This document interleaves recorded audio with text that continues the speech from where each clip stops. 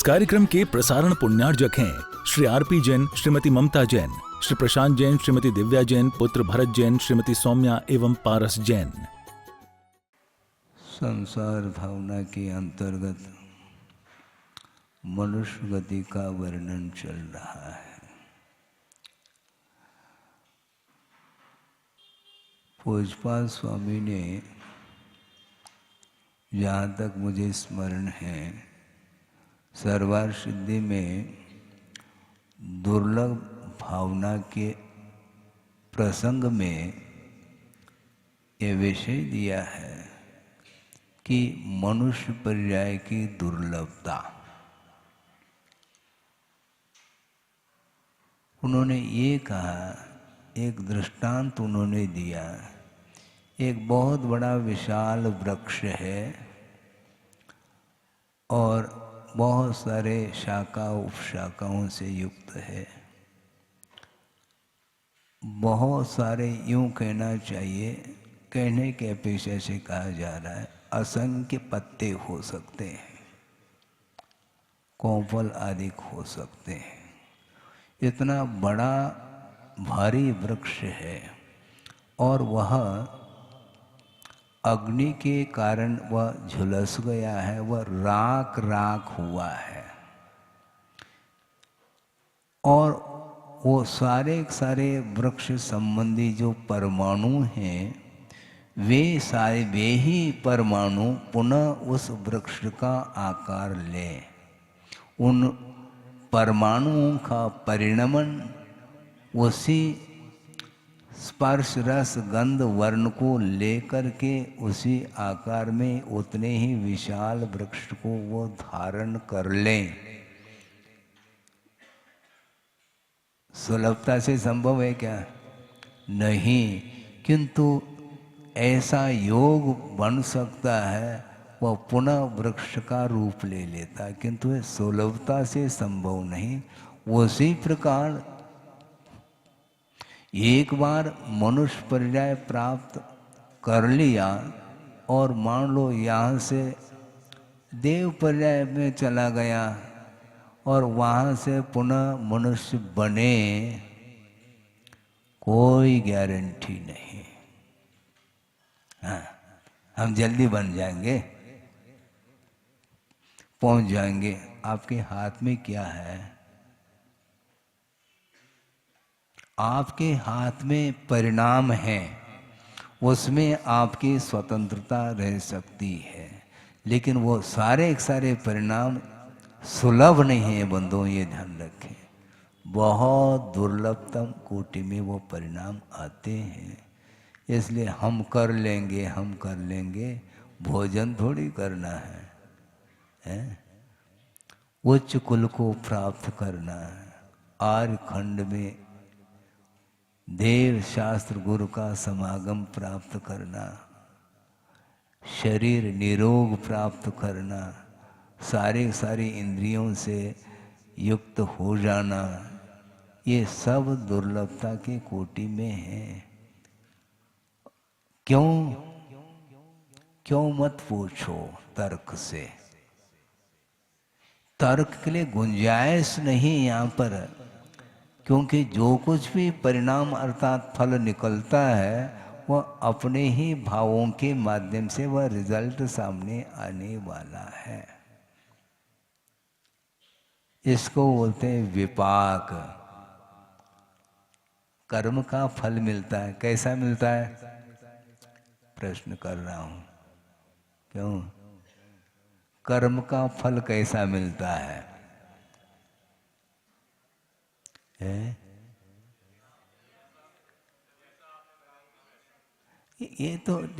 ये तो कॉमन है। सैद्धांतिक शब्दों में हम पूछना चाहते हैं, कर्म का जो फल मिलता है वह कैसा मिलता है? तो आचार्यों ने कहा स यथा नाम, ये सूत्र देना चाहिए, क्योंकि विपाकोन भवः ऐसा कहा। विपाक का अर्थ अनुभव अर्थात अनुभाग है। फलदान देने की जो क्षमता कर्म में आई है अपने परिणामों के माध्यम से, वह विपाक माना जाता है। और वह कैसा फल मिलता है? स यथा नाम, अपने अपने प्रकृति के अनुरूप ही वह फल मिलता है, प्रकृत्यंतर फल नहीं मिल सकता है। ज्ञानावरणी का फल क्या मिलेगा? ज्ञान को आवर्णित करने रूप उसका वह फल माना जाता है। दर्शनावरणी का इसी प्रकार दर्शन नहीं होने देना। वेदनी कर्म का आकुलता पैदा करने रूप उसका विपाक है। तो भिन्न भिन्न प्रकृतियों का जो फल है स यथा नाम, यह सूत्र है प्रासंगिक। नहीं आया तत्पर सूत्र तो कम से कम करो। गुरुदेव ने कहा था ये तत्पर सूत्र ये छोटा मोटा ग्रंथ नहीं है।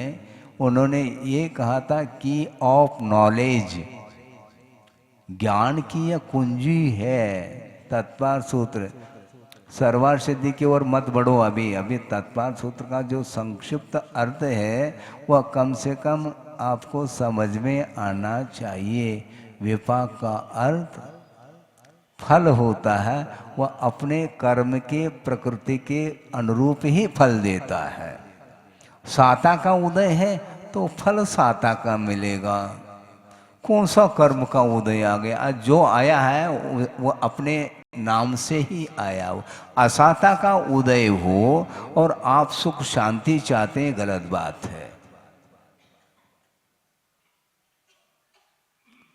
साता का बंद नहीं किया क्या महाराज? किया होगा, लेकिन अभी वह उदय आने योग्य नहीं है। उसकी स्थिति मान लो बहुत अधिक है और वह असाता की जो स्थिति है वह पूरी हो चुकी है, वह उदय में आएगा। अब क्या कर लोगे?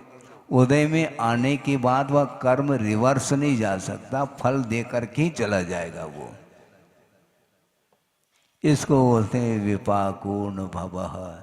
इसलिए हमें किसी के ऊपर कुछ नहीं सोचना है।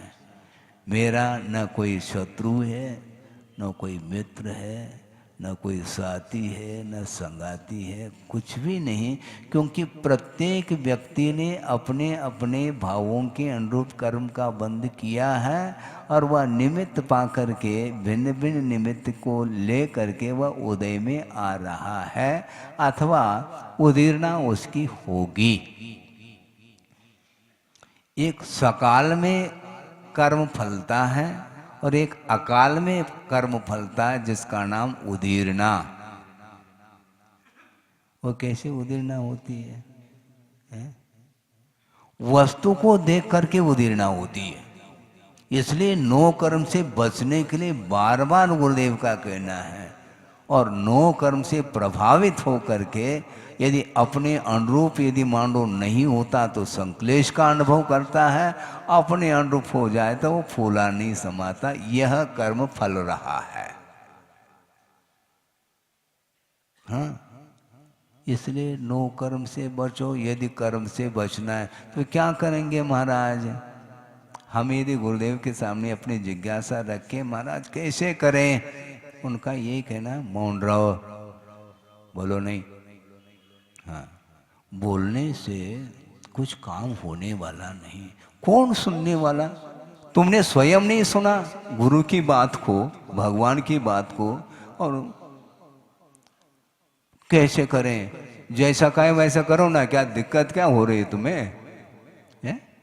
श्रद्धा नहीं है क्या? श्रद्धान है तो श्रद्धान है तो भगवान ने और गुरु ने जैसा कहा उसके अनुरूप अपने को करना है। फल क्या मिलेगा? पुनः फल की चिंता करता है। ये सब चिंता छोड़ो, चिंतन करो, वस्तु तत्व का चिंतन करो, ये कहा गया। हम वस्तु तत्व के स्वभाव को तो छोड़ देते हैं और अनेक प्रकार के विकल्प में आ जाते हैं, तो कभी भी वह धर्म ध्यान नहीं कर सकता। क्योंकि विपाकोन भव ऐसा कहा। विपाक विचय धर्म ध्यान का अर्थ यही है, कर्म का जैसा फल है उसको उस रूप में जानना और आगे बढ़ना। इतना ही होता है विपाक विचय धर्म ध्यान। और बहुत ही लंबी चौड़ी परिभाषा नहीं इसकी, न आवश्यकता है लंबी चौड़ी परिभाषा की। जिस कर्म का जैसा स्वभाव है उसका उदय आया है तो बस समता भाव के साथ सहन करो और आगे बढ़ो। ये नहीं हुआ अभी तक। कब से? अनंत काल हुआ है। और अनंत परावर्तन व्यतीत किया है संसारी प्राणी ने। मान लो हमें परावर्तन का स्वरूप ज्ञात नहीं है, लेकिन परावर्तन तो अनंत हो चुके हैं ना, ये तो विश्वास करो और आगे बढ़ो। अब इस प्रकार हमें परावर्तन नहीं करना है। और परावर्तन के लिए कारण क्या है? वह संसारी कारण है। संसार के स्वरूप को समझ करके हमें अपना कार्य करना है। कौन सा? संसार से ऊपर उठने का हमें कार्य करना है। दूसरा उठना क्या नहीं? पुनः वापिस उलझना चाहो क्या? हमें उलझना नहीं किसी से। और गुरुदेव ने कहा सावधानी के साथ चलना, यह जगत का स्वरूप विभिन्न विचित्र स्वरूप है। विचित्र का अर्थ क्या है? विचित्र का अर्थ क्या? मुझे बोलो है? आप शाब्दिक अर्थ पहला बताओ, शब्दार्थ सुनो। आश्चर्य उत्पन्न करने वाला जो होता है वह विचित्र होता है। चित्रम किमत्र यदिते, अत्र किम चित्रम, इसमें आश्चर्य क्या है? चित्र का अर्थ आश्चर्य पैदा करता है, उसका नाम चित्र। और विशेष रूप से चित्र का अर्थ विचित्र होता है। इसलिए संसार का जो स्वरूप है वह आश्चर्य पैदा करता है, विचित्र स्वरूप वाला है। उसके स्वरूप को अभी तक हम समझ ही नहीं पाए, इसलिए उलझ रहे हैं। हमें स्वरूप को समझना है, समझाना नहीं, क्योंकि समझाया नहीं जा सकता। फिर कैसे समझेंगे महाराज? समझाने वाले थक गए और अपन थक नहीं पा रहे। मतलब उपदेश देने वाले थक गए, लेकिन संसार थक नहीं रहा। उसको वही इष्ट है, और जिसको जो इष्ट है उसको वो ग्रहण करेगा। उसके पीछे पड़ने से क्या लाभ है? आपको क्या खरीदना है? जो आपको खरीदना वो आप खरीदेंगे। उसको हम रोक पाएंगे क्या? नहीं रोक पाएंगे, नहीं रोक पाएंगे। बल्कि आपका मन भी नहीं रोक पा रहा, ये ध्यान रखो। जिस वस्तु को खरीदने के लिए बाजार में गए हैं और उससे कोई अच्छी चीज मिल गई, उसी को खरीद लेता है। और जो खरीदना था वो नहीं खरीदा, उसमें पैसा लगा दिया उसने। घर में आकर के पूछते हैं तुम ये क्या खरीद करके लिया? चीज अच्छी लगी, लेकिन जिस उद्देश्य को लेकर के गए थे बाजार में वो तो खरीदना नहीं। तुमने कहाँ खरीदा तुमने? तो मन पलटता, जब आपका स्वयं का ही मन पलट रहा है, उलट रहा है। उलटने का नाम ही उलेटा। हाँ, ये उलेटा जो है एक खाद्य वस्तु है महाराज। ये क्या है? ये उलेटा है महाराज। अच्छा, वो उलट जाता है, इसलिए उसका नाम उलेटा कहा। बड़ी विचित्र, इसी का नाम चित्र का अर्थ, चित्र विचित्र का अर्थ आश्चर्य पैदा करता है। ये कैसा है? इसमें क्या आश्चर्य है? चित्रम किमत्र यदिते, इसमें आश्चर्य क्या है भगवान? आपको किसी ने चलायमान नहीं किया। अप्सराओं ने आपके मन को किंचित भी चलायमान नहीं किया। इसमें क्या आश्चर्य है? क्योंकि आप मेरु के समान हैं। और प्रलय कालीन मेरु तूफान के द्वारा भी, जो कि वह तूफान प्रलय कालीन जो तूफान होता है वो छोटे मोटे पहाड़ को वह उड़ा देता है, किंतु सुमेरु को चलायमान करना खेल नहीं है। उसी प्रकार भगवान आपका मन तो सुमेरु के समान है, कौन चलायमान कर सकता है? इसको बोलते हैं, ये धर्म ध्यान का फल है, ध्यान रखो। और ध्यान रौद्र ध्यान का फल नहीं। केवल ज्ञान प्राप्त करना चाहो तो निरंतर धर्म ध्यान ही बने रहना चाहिए। कहा जा सकता है, कह करके आगे बढ़ते हैं आचार्य। कोई करना चाहे तो करे, नहीं करना चाहे तो उसमें कोई भी हस्तक्षेप नहीं है। हस्तक्षेप और हस्ताक्षर में अंतर है। हस्तक्षेप नहीं किसी के ऊपर। ये आक्षेप विक्षेप ये क्या वस्तु, ये ठीक नहीं है। इसलिए आचार्य ये कहना चाह रहे हैं कि वस्तुतः संसार का स्वरूप अभी तक समझ में नहीं आया, इसी का नाम आश्चर्य है। ये विचित्र है संसार, अभी तक पकड़ में नहीं आया उसका स्वरूप। इसलिए आचार्य कहते हैं बचो, संसार में रहो, जगत में रहो, लेकिन जगत रहो कहा है, हमें जगत रहना है। हाँ, तुम ताली बजाओ, इससे हमें कोई प्रभाव नहीं पड़ने वाला है। प्रभाव पड़ जाएगा तो यहीं रह जाएंगे हम। हाँ हाँ, तुम प्रशंसा करो या कछु करो, उससे कुछ नहीं होने वाला है, क्योंकि स्वरूप है, इसी का नाम प्रकृति कहा। और प्रकृति कभी भी परिवर्तित नहीं हो सकती दूसरे के द्वारा। ये कुंद कुंद के वाक्य है। कुंद कुंद ने साफ शब्दों में कहा, किसी की प्रकृति को हम परिवर्तित नहीं कर सकते। यदि परिवर्तन करना चाहे वह स्वयं कर सकता है, उसके अधीन है, मेरे अधीन नहीं, क्योंकि उसका उपादान है। मैं कौन होता हूँ उसके प्रकृति को परिवर्तित करना। हम अपने प्रकृति को अभी तक परिवर्तित नहीं कर पाए, इसलिए संसार में रहें तो दूसरा रह रहा है, तो इसमें कौन सी बड़ी बात है, इसमें आश्चर्य क्या है। जब मैं ही संसार में हूं अभी तक इसी धरती पर, और ये सारे सारे समझ में नहीं आ रहा इनको। अरे तुम्हें आ गए क्या स्वयं को? किसी को समझ में नहीं आ रहा। ऐसा जो कह रहा है उसको समझ में आ गया क्या?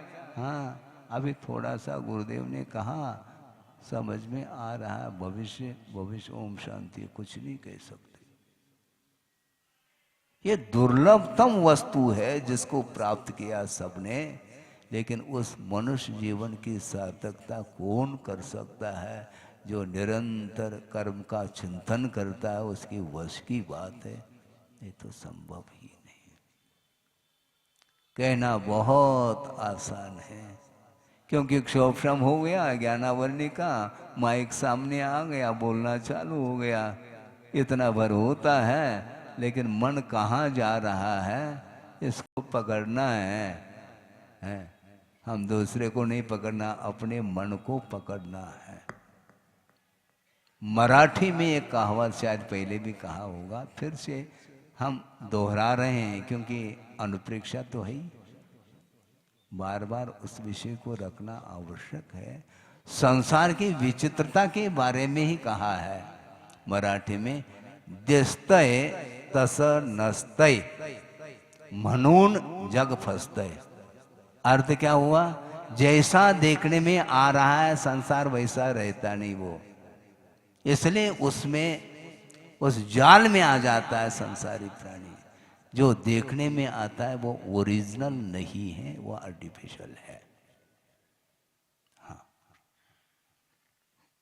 प्रलोभन के माध्यम से व्यक्ति को आकर्षित करना सबको आता है, लेकिन तो वीतरागता के माध्यम से दूसरे को आकर्षित करके देखो, तब तो हम कहें राग के द्वारा दूसरे को आकर्षित कर रहा है। वह स्वयं राग में डूब रहा है और दूसरे को भी डुबाने का प्रयास करता है। ऐसा तो संसार की ये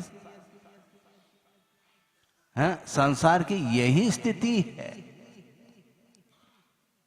वीतरागता के माध्यम से एक भी व्यक्ति प्रभावित हुआ तो बस उसका जीवन निहाल हो जाएगा। बहुत कठिन है। क्या कह रहे थे फिर हम? और कुछ नहीं कह रहे थे। एक विशाल वृक्ष जो है वह अग्नि के द्वारा राख राख हुआ, किंतु कालांतर में वह पुनः उसी वृक्ष का रूप ले लेता है। ये सुलभ नहीं है। उसी प्रकार मनुष्य जीवन मिलने के उपरांत इसका यदि मान लो किसी ने दुरुपयोग किया तो पुनः मनुष्य जीवन का मिलना अत्यंत कठिन है, ये कहा है। असंख्यात पुद्गल परावर्तन तक वह घूम सकता है असंगी पर्याय में। ये किसका प्रतिफल है? स यथा नाम, ये कर्म का प्रतिफल है। और पुरुषार्थ आप करेंगे बहुत जल्दी संसार से पार हो सकते हैं। हो सकते हैं इसलिए कहा जा रहा है क्योंकि डेफिनेट कुछ भी नहीं कहा जा सकता।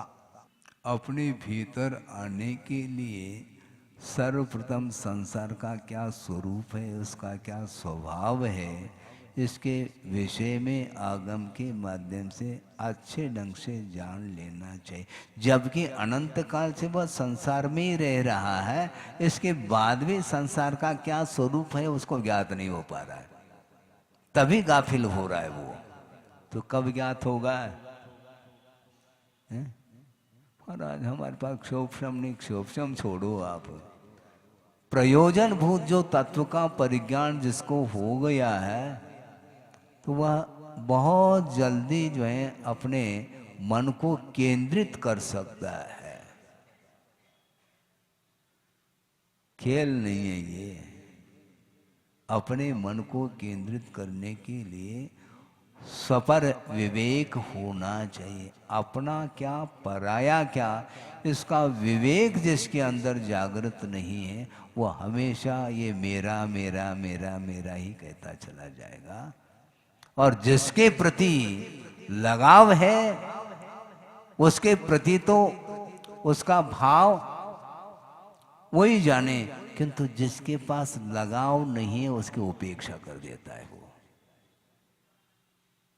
जिसके प्रति अपेक्षा है ठीक उसके विपरीत व्यक्तियों के प्रति उपेक्षा का भाव जागृत होता है। नहीं होना चाहिए।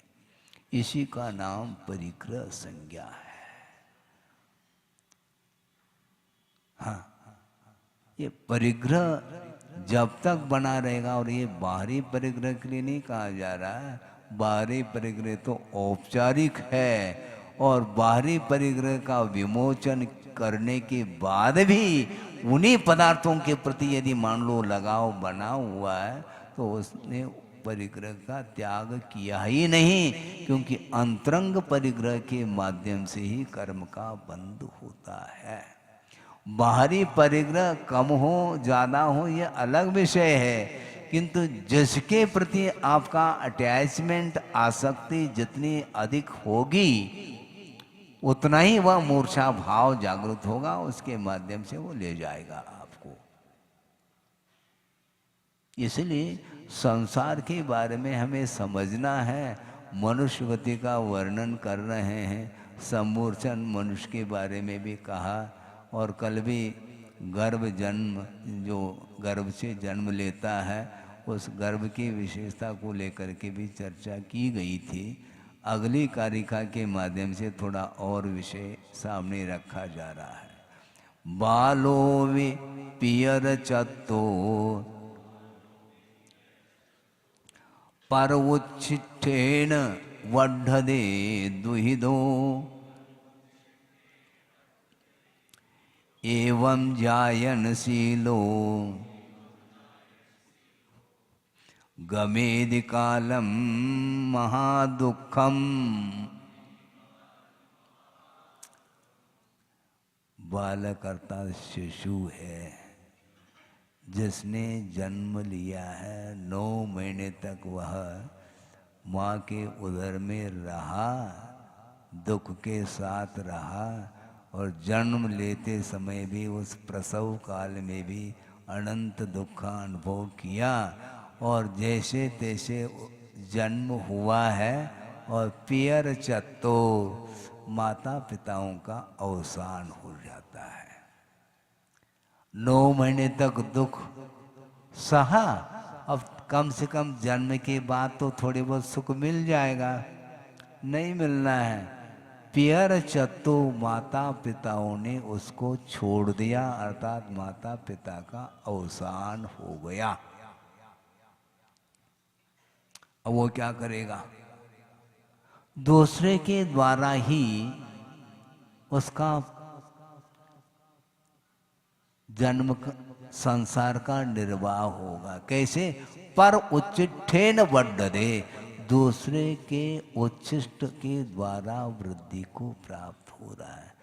उच्छिष्ट का अर्थ वो उच्छिष्ट नहीं लेना, किंतु कोई भोजन कर रहा है, भोजन करते करते कुछ बचा है, उसके माध्यम से उस शिशु का पालन हो रहा है। सोचो, विचार करो, कैसे विचित्र कर्म है, इसी को आश्चर्य उत्पन्न होता है। जो पूर्व भव में हो सकता है वो अरबपति खरबपति हो सकता है, लेकिन अब भिखारी बना है। ऐसा क्यों है? इसकी रचना किसी ने की क्या? नहीं, स्वयं ने ही निर्माण किया है। पंचेंद्र के विषयों में जो पूर्व में डूबा था, उसका एक परिणाम ये निकल रहा है, वह मनुष्य आयु का बंद करके मनुष्य तो हुआ, किंतु जन्म से ही माता पिताओं का वियोग होने के कारण अब उसका पालन पोषण करना ही मुश्किल है, और दूसरे के द्वारा उसकी वृद्धि हो रही है। होता है कि नहीं? होता है। क्यों? पाप कर्म के उदय से। और पाप कर्म का उदय क्यों आया? पाप कर्म का बंद किया था। पापमय परिणाम के द्वारा पाप कर्म का बंद किया है, अब विपाकोन भव, उसका उदय आ गया। अब भोगना है आपको। भोगो भोग सामग्री नहीं मिलेगी, कर्म का उपभोग करना है। तो ऐसे दीनहीन हो करके वह फिरता रहता है, द्वार द्वार जाएगा एक टुकड़े के लिए। एवं जायनशीलो, वह याचक वृत्ति वाला होता है, याचना करना जिसका स्वभाव है? और महादुख के साथ काल को व्यतीत करता है। देख करके दया तो आती है, करुणा आती है, लेकिन कर क्या सकते हैं आप उसके लिए? क्योंकि उसने ही बांधा है। बड़े कहे सीख गुरु करुणाधार, करुणा करके गुरु कह रहे हैं, ये तो कहते रहते हैं, इनका कहना धर्म है। अच्छा, ठीक है, उनके वचनों को साइड में रखता है और अपने मन के अनुरूप कुछ कर लेता है, तो वह इस प्रकार का कृत्य करके, वह पाप करके उसका पतन होता रहता है। मनुष्य पर्याय तो मिली है तो ऐसी मिली है। नीच कुल में पैदा हुआ, निंदनीय कुल में पैदा हुआ, और उसमें भी दरिद्र बना, और पैदा होते ही माता पिताओं का वियोग हो गया। भयानक दुख है, दुख ही दुख है। इस काल का नाम क्या है? हाँ, दुखमा। इसके बाद फिर दुखमा आना है, ये ध्यान रखो। अभी ये दुख सही नहीं है तो आगे का दुख कैसे सहन करोगे? किसी ने कहा, हमारे सामने व्यक्ति आए, महाराज ऐसा आशीर्वाद दे दो। कैसा? ऐसा आशीर्वाद दे दो कि महाराज हम चतुर्थ काल में पैदा हो जाए। बहुत अच्छी भावना है तुम्हारी, है ना? लेकिन चतुर्थ काल में पैदा होने मात्र से कुछ नहीं होने वाला है। अतीत में अनंत बार, अनंत काल परावर्तन में अनंत बार चतुर्थ काल का मुख देखा है। उस समय क्या किया तुमने? अब अभी भी पुनः चतुर्थ काल की मांग रखते हो। और मान लो चतुर्थ काल मिल भी गया, लेकिन एक इंद्रिय पर्याय में पैदा हो गया, अब वो चतुर्थ काल उसके लिए क्या करेगा? मोक्ष दिलाएगा क्या? उत्तर दो ना। काल के द्वारा मुक्ति नहीं होती है, ध्यान रखो, भावों के द्वारा मुक्ति होनी है। काल एकमात्र निमित्त है, उदासीन निमित्त इसी को बोलते हैं। क्योंकि चतुर्थ काल में भी नरकायिका बंद करने वाले कर रहे हैं। ऐसा नहीं एकांत से जो है चतुर्थ काल में जितने भी पैदा होते हैं वो सारे के सारे मुक्त हो जाते हैं, संभव नहीं। बड़े बड़े निमित्त मिलने के उपरांत भी उसका यदि पतन होना है तो अपने परिणाम के द्वारा पतन ही होगा। परिणामों को उज्जवल बनाओ ना, उसमें परेशानी होती है। विशुद्धतम परिणाम सुलभ नहीं है बंधु, बहुत पापड़ बेलने पड़ेंगे। मतलब पापड़ बेलने का अर्थ क्या? हम पहले यही सोचते थे पापड़ क्यों बेलते हैं, ये कहावत है ने बहुत। कितना भी आप पुरुषार्थ करो तो भी वह दुर्लभता के कोटि में जो वस्तु है वो आसानी से आपको प्राप्त नहीं होना है। जब तक पर पदार्थ के प्रति आसक्ति समाप्त नहीं होगी या कम नहीं होगी तब तक गाड़ी सीधी नहीं जा सकती, रिवर्स ही जाएगी वो गाड़ी। सोचो, विचार को, महान दुख के साथ वह काल को व्यतीत कर रहा है। ऐसा भी प्रसंग अवसर उसके जीवन में आ सकते हैं, भयंकर असह्य वेदना हो रही, इससे अच्छा तो यह आत्मघात कर लें, लेकिन ठीक नहीं है। आत्मघात करने का डिप्रेशन में आ रहा है, कोई संभालने वाला नहीं। अरे तुम्हें कौन संभालने वाला? क्यों? कृत्य ही इस प्रकार किया है, कौन संभालेगा? नरक गति में वहां पर नारकी हुआ है तो परस्पर में परस्परोपग्रह जीवानाम चलेगा? परस्परोपग्रह जीवानाम नहीं, परस्पर उपद्रव, उपग्रह नहीं, वहां पर उपद्रव ही होता रहेगा। परस्पर उदीरित दुखा कहा है, वहां पर कोई भी संभालने वाला नहीं। कौन संभालेगा? और दीर्घ काल तक वह व्यतीत करता है। इसी प्रकार मनुष्य जीवन में उत्पन्न होने के बाद भी इस प्रकार की दशा होती है, ऐसा आगम में लिखा है। इसके उपरांत भी वह आंख मेज करके चल रहा है, तो चलो, हमारा क्या बिगड़ने वाला है? बिगड़ना तुम्हारा है। इसलिए कहा जा सकता है इससे बचो बचो बचो। इसके उपरांत बचने के भाव उसके अंदर यदि नहीं तो हम कर क्या सकते हैं? तो क्या करें महाराज? वही बात, वही करे क्या? जो कर रहे हैं वो ना करें, इतना तो कहा जा सकता है। इससे हम ज्यादा क्या कह सकते हैं आपको? क्योंकि आप स्वयं ही कह रहे हैं महाराज विशुद्धि बढ़ नहीं रही है।